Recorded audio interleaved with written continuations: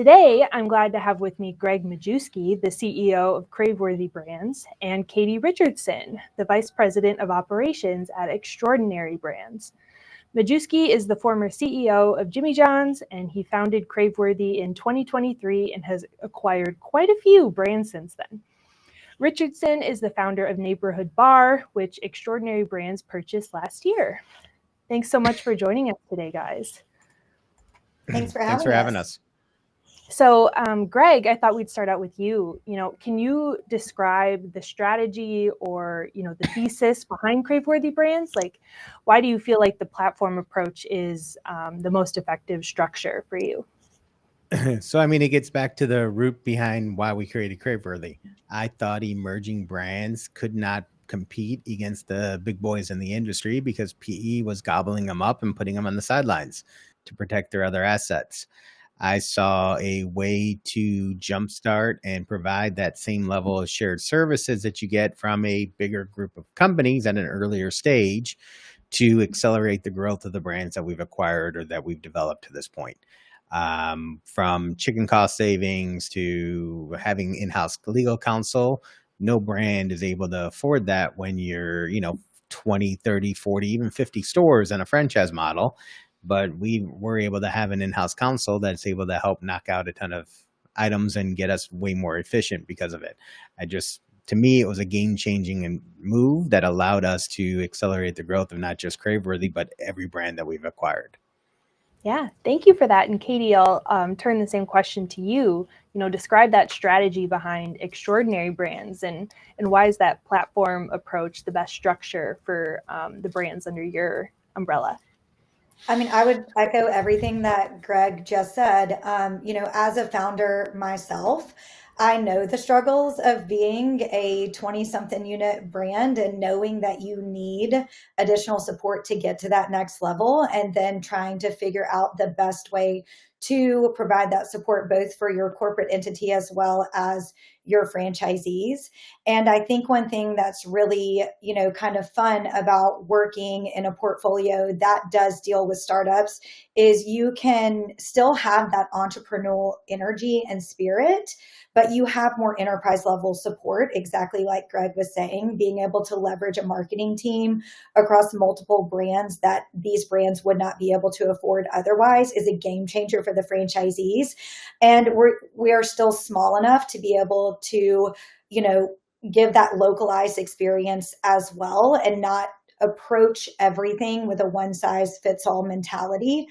Each brand is a little bit unique, but we're able to work in a way that we can rescale and reskin resources instead of reinvent those resources.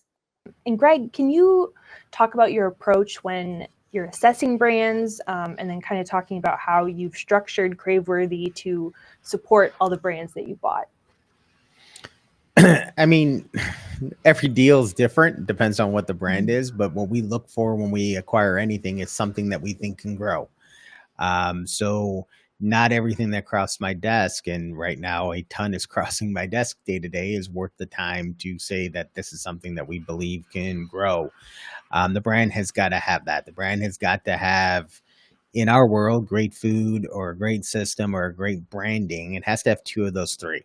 We can come in and fix one of them and get to our return to where we need to be and jumpstart it. But if we have to go in and fix everything at one time, it doesn't work for us. The other thing that we look for is that I'm a big believer in having a Goliath that we have to go up against. The brand has to have somebody that I can rail against that is ahead of us, that have already done the work, but there has to be enough growth for us to get to that number 2 or 3 spot.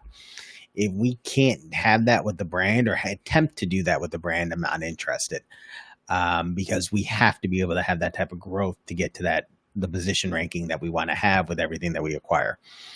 Those are really the biggest keys. And then it could be anything. As I've proven, I have no problem taking 4 chicken brands. I'll take 3 pizza brands. It doesn't really matter to me as long as I believe there's enough differentiation between them that I can do something special. Now we're looking for deals that make sense of like brands, so I can have the synergies of merging certain things. So I'm on the prowl right now for another wing concept because I want to jumpstart Wing It On. Their food's great, their branding is great, but we're only on the East Coast. I'd love to acquire something else so I can merge the two and jumpstart two brands at the same time. Katy, you have the interesting perspective of being a brand founder. How did you determine that joining a platform company was the right decision, the right move for Neighborhood Barre? That is a very loaded question, and it took me over 2 years to make that decision. And I'm not saying that it's the right move for everybody, but I think it really goes back to that first question of, weighing the pros and cons of being able to advocate for yourself, to make a deal that is a fair deal. The size of my company was kind of at that tipping scale of, it can be profitable, or if you add on a lot more resources, all of a sudden we're in the red trying to afford those resources. And do I want to piecemeal together a team myself, or do I want to join a team that's already established and knows what they're doing and has been down this road before? There's a million different ways to grow your business. For me, the platform approach just felt right. But again, I took a really long time to research who I was partnering with, the pros and cons of a platform versus going at it alone versus an investor versus private equity. I agree with exactly what Greg said. He couldn't have said it better. One of the deals with private equity is the fear is you're going to get gobbled up to just then be sat on the sidelines. And are you really going to get the support that you need to grow the brand? Are your franchisees going to get the support they need to be happy and profitable and grow their own personal portfolios? So there's a lot of things that go into making that type of decision. And I think it's just really evaluating where your business is and what your business needs. To piggyback on that, I mean, PE is wonderful. I mean, they have some wonderful traits. And the difference between it and the problem is that they bet on winners. And if you don't perform fast enough, then you get put out. So whenever you're finding a deal, if you're trying to come into my company or any of these, you got to make sure that they believe in where the vision is going to go and truly believe in the roadmap of what those up and hill battles are going to be, because you're not going to grow at the rate they want you to. And so we take a different approach that we know that if you come into our system, you're 6 to 24 months before even trying to grow, because we want to make sure the system's right. We get the cost right, make sure we get the box right. Then we look at, okay, now let's start opening up restaurants again. And let's be realistic on what you can and cannot do. It's very easy to go out and sell 100 restaurants or 100 units of whatever you're selling to a group of multi-unit people. But if everything else isn't right, you don't have the structure, you don't have the time, you don't have the game plan to build the company to get to that point, you fail. And so many of these PEs that are out there just want that growth day one, that they force you to do that. And then they end up in 2 or 3 years not happy and wanting to get out, and it puts the founder in a horrible position, because then what?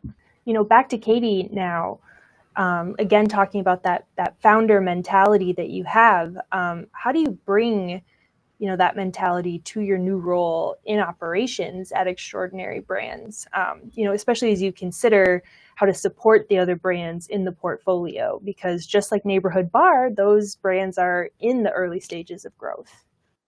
Yeah, the brands are all in kind of varying stages of growth. But, having been a founder, I bootstrapped my franchise system from 0 units to 23, and it's not easy. So, I mean, the unique perspective I have is having worked in every single department of the company myself and knowing the actual challenges that our franchisees face. And right now, all of the brands at Extraordinary Brands are in the boutique fitness space, and our 2 largest brands, which are Neighborhood Barre and Row House, are very niche modalities.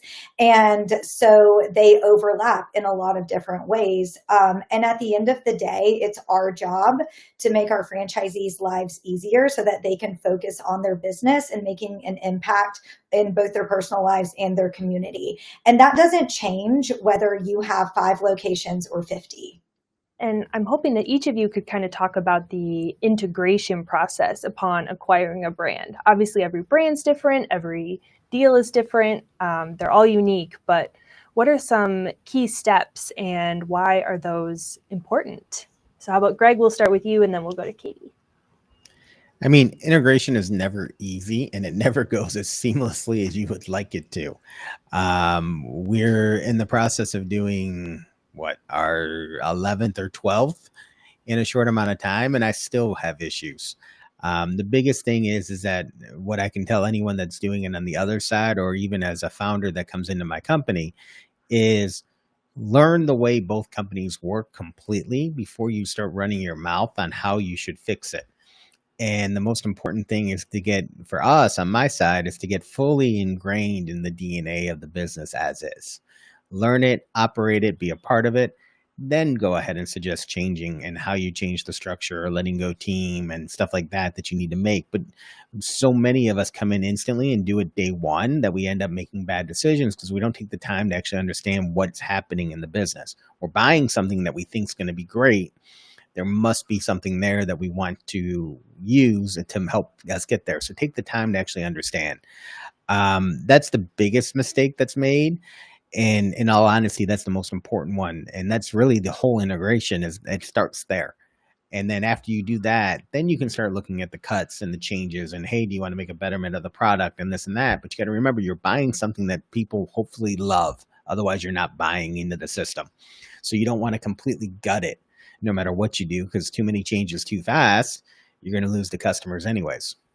Yeah. And then Katy, tell us about the integration process upon buying a brand, or in your case, selling the brand. Yeah, definitely. I mean, I think Greg answered it perfectly and is 100% right and really mirrors my experience. And I was really fortunate that I didn't step into a situation where somebody tried to completely change the brand. I stepped into a situation where we were able to immediately put new assets and resources in the franchisee's hands, at least for Neighborhood Barre, and start immediately showing the value of the partnership. So I think that's another component that I would like to add in, is being able to show the franchisees the value of the partnership is very important, and being able to prep the franchisees for what is happening. Of course, if the franchisees are rattled, it creates a problem on the operations team, and we're just fielding, unnecessary, fearful questions. So what I tried to do as the founder is really prep my franchisees, and not too far in advance, because let's be honest, I didn't know if I was going to sign the deal until the day I signed the deal. You know what I mean? So I could have not signed it at any time, and I didn't want to prematurely alarm anyone, but I wanted to make sure that they understood the reasons why. And that's how I've always led my franchise, is like lead with the why. So, and that helps to mitigate concern and questions from the start. So I think if you're a founder that's joining a platform of brands, first of all, every deal is structured differently. I still have a significant portion of equity in Neighborhood Barre. I'm not going anywhere. So that was very important for my franchisees to know. And that's not every situation. Some founders want to be gone, So I think it's just handling the franchisees in a way that they understand the benefits, and then proving that they're going to receive those benefits is really important to a smooth transition for a system. And so, kind of going off of that franchisee perspective, change is scary, especially when you have thousands or hundreds of thousands of dollars invested in a business. Change is not always welcome. And so for acquired brands that have existing franchisees, how do you handle bringing them in and making sure like they feel safe and secure and happy with those transitions? Maybe Greg, will start with you. You're never winning that one. No matter what you do or how you do it, you're not winning. Because the franchisees bought into who they bought into, and they want to believe that everything's going to stay the same way, and what the deals they had and how they operate, that doesn't change. So you got to go in and realize that not all of the franchisees are going to be receptive to new ownership coming in. That's hard when you come in on the outside and you're trying to make a change. It's why it's important to have great founders that stay with the business when you do it. So there's some of that back and forth and things that they're used to and that they're able to grow with. I have not had a deal in 27 years that has not had a group try to get something when the new ownership comes in. It's normal. And Katy, do you have anything to add to that? Yeah, I do actually, because I've seen it not go well. And then I was pleasantly surprised with how it went with Neighborhood Bar. And I'm not saying I do everything right, but I know those franchisees, so I knew how to prep them and to be there for them to help mitigate those fears.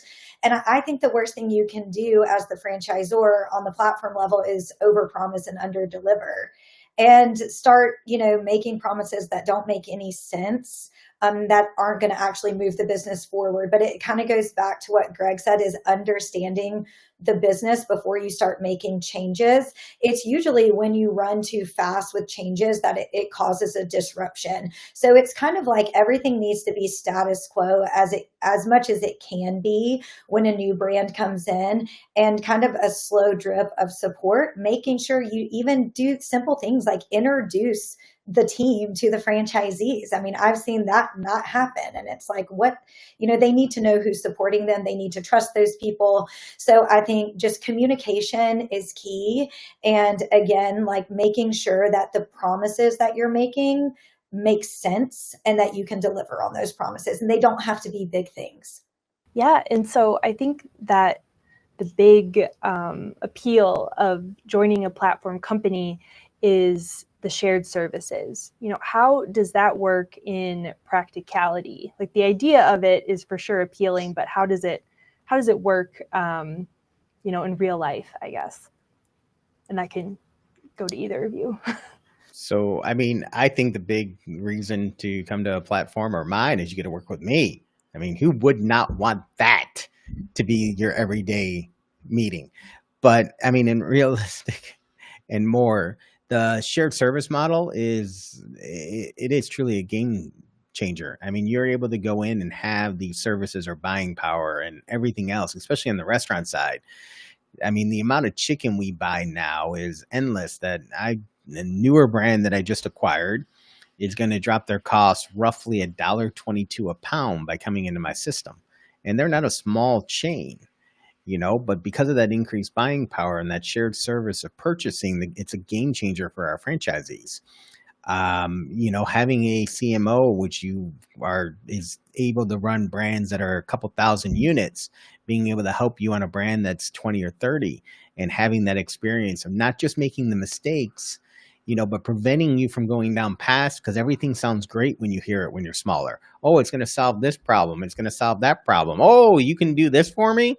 Every vendor sounds like a dream, but yet you learn from the mistakes of people that have been doing it so long that most of that crap doesn't work. And you can have a tech stack that is instantly implemented that works because it's been proven everywhere else that it's been. I mean, those are just a couple of the things that are game changing, let alone legal and franchising and franchise development and having a better training support and being able to get better software to help train your franchisees on.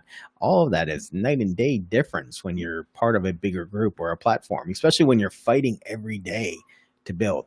What people forget about the emerging franchisees is that it's hard. Like, it's really, really hard to build a business and build a franchise company, and that they go through and they want to do so good for the people that bought into their systems that they'll look at anything and go, put their own money into where they have no more and sign contracts because they hope and dream it's going to work, that because they want their franchisees to win. Here, by going to a bigger group, you prevent a lot of that from happening. But again, you keep some of it. In Katy's case, she kept a lot of equity. She gets a big win if it all works because she bet on herself. I love having a partner like that. Yeah. And, Katy, do you have anything that you want to add to that? I mean, I think he, again, answered it wonderfully. I mean, the economies of scale alone, and, he's in the food industry, we're in the fitness industry, but, our franchisees pay less for their software, pay less for their equipment. Like, it truly benefits the franchisees probably the most at the end of the day. And also being able to leverage industry knowledge and just prior experience and bring that across the board, because kind of what Greg was alluding to is there are times where you get very desperate and everybody's looking for that magic wand to just come in and fix the business. And as being a part of a platform of brands, you are able to provide actual tangible resources that make their lives better, in the sense of they have more tools, they have more staff. I mean, having an actual marketing department for our franchisees is the biggest game changer, because as everyone knows in fitness, like, your marketing is everything. And the marketing team loves working with Neighborhood Barre because it's a new brand. It's a fun brand. The franchisees are great. They're happy with the deliverables. And so it just also, like, bringing in a new brand with good energy re-energizes the team. And then everybody kind of dials in and works harder. You can strip resources across brands, reskin them, reuse them. So you're able to just provide a lot more tools for the franchisees, in addition to the economies of scale that actually save them money, which is, they prefer that probably more than anything. Right, definitely. And so, Greg, like you said, you've acquired a dozen brands in the past just couple of years. Could you tell us about the financial structure for Craveworthy and how you're funding, such a large number of acquisitions in, such a short time? Every deal we look at different, and I raise money based on individual deals usually. And if I truly wholeheartedly, there's been out of the 12, 6 of them I bought outright with my cash in, and put more in and did not raise. It truly depends on the unique situation. I mean, we're trying to do something on such a bigger scale that we're now raising tens of millions of dollars, at a time, and it just puts us in a different avenue than what most people are looking at. And Katy, I'm interested, what can we expect from Extraordinary Brands this year? Are there any acquisitions on the horizon? Can you give us the scoop? Yeah, I mean, we're always looking for other brands to join the portfolio, whether they are fitness or wellness centric. The goal is to really build this ecosystem of brands, which most, platform franchisors are, to be able to even provide that ecosystem to our franchisees in the future to potentially own multiple brands that make sense in their community if they want to. So nothing on the horizon really soon, but again, always having our eye open. Had a conversation about one this morning even that we're looking at. So I think it'll be fun to see what comes across the table, but it has to make sense. It has to make sense financially, and it has to make sense for the portfolio. And how about the same question for you, Greg? What's happening with Craveworthy Brands? I know you're not slowing down anytime soon. I mean, we're negotiating a few things now. We're looking at actually growing into the service industry as the next arm, which was part of the long-term plan, but we think now is a prime time to get into it. So there will be acquisitions continually. There'll be some companies that people question why, and it's usually for economy of scales and stuff like that. I mean, we've been very, very diligent on how we've expanded our map so we could be coast to coast. And if anyone looks closely at my map, there's one part of the country I'm still light in, that I need something down in that Southeast region. And then we're able to expand franchise-wise across the board. So, I mean, we are looking for one more very strategic acquisition on top of the ones that we can merge, plus now looking at service as an opportunity. Yeah, that's exciting. I'm excited to see what the year ahead brings. Do either of you have any, final thoughts that you want to add? Any advice, any takeaways to share with the audience? I mean, I'll go, and then I wish I'd met Katy prior, because she would have maybe joined my side. But realistically, if you guys are looking to grow and expand, just do your homework. I mean, take the time, do the due diligence. It's a marriage when you sell your business, and you have to make sure that you have the outs. And again, as a founder comes in, you may not want to keep that founder forever on my side. So make sure there's outs to protect both parties when it's time to go. Because if the relationship's not working, unfortunately, the one who wrote the bigger check is the one who's going to keep the business. It's just the way it sort of flows. So make sure there's that relationship is built and you're getting into bed with someone you actually want to. It's a long-term marriage if it's successful.